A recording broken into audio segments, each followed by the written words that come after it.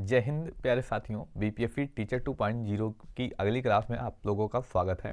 देखिए, हम कल पढ़ रहे थे प्यारे साथी सेल्स के बारे में। हमने यहाँ पर पढ़ा था कि जो सेल्स होते हैं उसमें क्या पाया जाता है, कोशिका झिल्ली क्या होती है, कोशिका भित्ति क्या होती है, और उसमें जो पाया जाता है लिक्विड, उसकी कोशिका द्रव क्या होता है। इन सब के बारे में पिछले वीडियो में चर्चा किए थे। और हमने चर्चा क्या की थी प्यारे साथी, महक ट्रिक के माध्यम से माइटोकांडिया, हरित लवक और केंद्रक ये दोहरी झिल्ली नुमा होते हैं। तो आज हमने जो चर्चा की थी लाइसोसोम पर हम चर्चा कर चुके थे प्यारे साथी। एक जो लाइसोसोम पाया जाता है उस पर हम चर्चा कर चुके थे। तो आज जो हम आगे चर्चा करने वाले हैं प्यारे साथियों, जो आगे कौन कौन से महत्वपूर्ण प्रश्न बनेंगे उन सब के बारे में। आप लोग पहली बार आए हैं तो चैनल को सब्सक्राइब जरूर करके जाइएगा। आइए हम चर्चा करते हैं।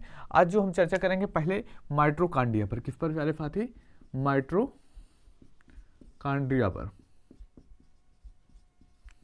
किस पर प्यारे साथियों? तो जो माइटोकांड्रिया है हम उस पर चर्चा करने वाले हैं। तो माइटोकांड्रिया पर हम चर्चा करें प्यारे साथियों। देखिए, माइटोकांड्रिया हमने कल चर्चा की थी कैसी होती है प्यारे साथियों, तो दोहरी झिल्ली नुमा होती है। याद रखिएगा, माइटोकांड्रिया दोहरी झिल्ली नुमा होगी, हरित लवक और केंद्रक दोहरी झिल्ली नुमा होता है। तो देखिए, यहाँ पर हमने माइटोकांड्रिया का जो चित्र बनाया था हम इसको बाहर निकाल लेते हैं। माइटोकांड्रिया कैसे बाहर होगी उसके बारे में हम चर्चा करेंगे। माइटोकांड्रिया के काम क्या है, वो कैसे होती है, उसकी संरचना कैसी है। तो हम यहाँ पर देखिए ये लाते हैं माइटोकांड्रिया। ये दोहरी झिल्ली नुमा होता है। ये कैसी होती है संरचना इसकी प्यारे साथियों? तो दोहरी झिल्ली नुमा। इसकी संरचना कैसी होगी? तो दोहरी झिल्ली नुमा संरचना होती है। आप इसको जान ही चुके थे पिछले ही वीडियो में महक ट्रिक के माध्यम से। तो माइटोकांड्रिया इसकी संरचना कैसे हुई प्यारे साथियों? तो दोहरी झिल्ली नुमा हुई। अच्छा, इसकी खोज किसने की? सबसे इंपॉर्टेंट प्रश्न बनेगा जो खोज। और जो दूसरा प्रश्न बनता है नामकरण से बनता है। दो प्रश्न यहाँ से बनेंगे। माइटोकांड्रिया की खोज कौन करता है? तो खोज तो अल्टमान ने की। किसने प्यारे साथियों? तो अल्टमान ने। वही नामकरण बेंडा ने किया। खोज किसने की? अल्टमान। नामकरण किसने किया? तो बेंडन हुए, उन्होंने नामकरण किया। तो दो महत्वपूर्ण प्रश्न यहाँ पे बन जाता है। माइटोकांड्रिया की खोज अल्टमान ने की, नामकरण बेंडा ने किया। कैसी संरचना है इसकी? तो दोहरी संरचना है। वहीं आगे हम बात करते हैं, इसमें जो पाया जाता है एक लिक्विड पाया जाता है। जो आप मेरे साथी देख रहे हैं इसमें, इसके अंदर एक लिक्विड पाया जाता है, यानी एक द्रव पाया जाता है। इसमें एक लिक्विड पाया जाएगा। इस लिक्विड के बारे में चर्चा करें। इस लिक्विड को क्या कहा जाता है? याद रखिएगा प्यारे साथियों, इसको मैट्रिक कहते हैं। क्या कहते हैं? तो मैट्रिक। इस लिक्विड को क्या कहा जाता है? मैट्रिक। इसको मैट्रिक कहा जाता है। इंपॉर्टेंट है मैट्रिक। इस लिक्विड को क्या कहेंगे प्यारे साथी? जो द्रव पाया जाएगा उसको मैट्रिक कहते हैं। अगर वहीं पूछ लिया जाता है, प्रश्न पूछा गया था प्यारे साथियों, जो माइटोकांड्रिया है दोहरी झिल्ली नुमा होती है इसकी संरचना, अगर हम ऊपरी झिल्ली को हटा देते हैं तो क्या होगा? यानी बाहरी झिल्ली को हटा दिया जाए तो क्या कहलाएगा? इसमें अगर बाहरी झिल्ली को हटा दें तो क्या बन जाता है? माइट्रोप्लास्ट। क्या बन जाएगा प्यारे साथियों? माइट्रोप्लास्ट बन जाएगा। माइट्रोप्लास्ट। अगर इसको हटा देंगे तो सिंगल झिल्ली बचेगी और झिल्ली में जो लिक्विड पाया जाएगा यही इतना हिस्सा बचेगा। इसी हिस्से को क्या कहा जाएगा प्यारे साथियों? माइट्रोप्लास्ट कहा जाएगा। और इसे क्या कहते हैं प्यारे साथियों? इसको पावर हाउस ऑफ सेल कहा जाता है। यानी पावर हाउस सेल मतलब कोशिका का शक्ति गृह। कोशिका का शक्ति गृह क्या कहते हैं? कोशिका का शक्ति गृह।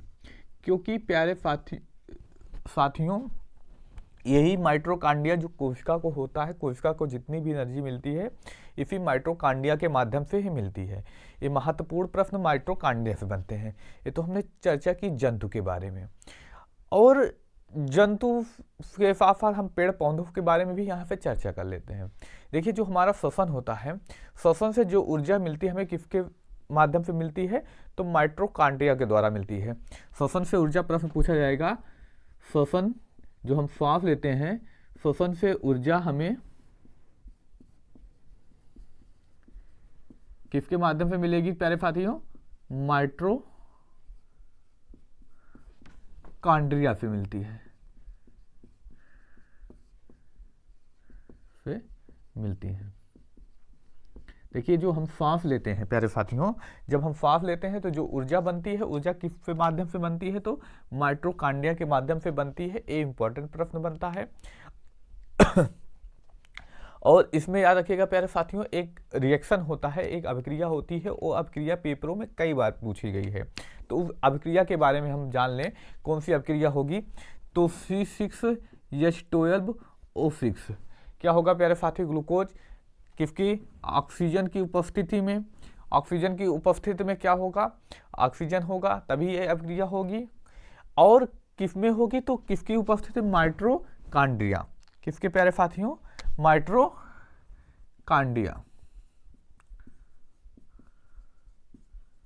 माइटोकांड्रिया होगा प्यारे साथियों। और इसी के माध्यम से अभिक्रिया होगी। तो इसमें पूछा जाता है प्यारे साथियों, जो श्वसन होता है, श्वसन में जो अभिक्रिया होती है उसमें हमें कितनी ऊर्जा मिलती है, ये इंपॉर्टेंट प्रश्न मिलता है।